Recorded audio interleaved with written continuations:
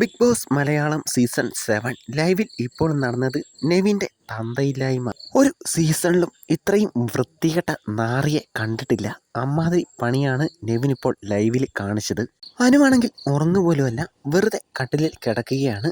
നെവിൻ വന്നിട്ട് എണീറ്റില്ലെങ്കിൽ ഇപ്പോൾ ഞാൻ വെള്ളം കോരി ഒഴിക്കും എന്ന് പറഞ്ഞ് ഒരു ഗ്ലാസ്സിൽ വെള്ളവുമായി വന്നിട്ട് അനുവിൻ്റെ മേത്തേക്ക് ഒഴിക്കുകയാണ്. ഇവനെയൊക്കെ ഉണ്ടല്ലോ, എന്താ ചെയ്യേണ്ടതെന്നറിയാവോ? പിന്നെ ചോദിക്കാനും പറയാനും ആരുമില്ലല്ലോ. വീക്കെൻഡ് എപ്പിസോഡാകുമ്പോൾ വേറൊരു 9 വരും, എന്നിട്ട് ഇവനെ എടുത്ത് മടി വെച്ച് താലോലിക്കും. അനുവിൻ്റെ തലവഴി ഒരു കപ്പിലെ വെള്ളം മുഴുവൻ കമത്തുകയാണ് നെവിൻ ചെയ്യുന്നത്.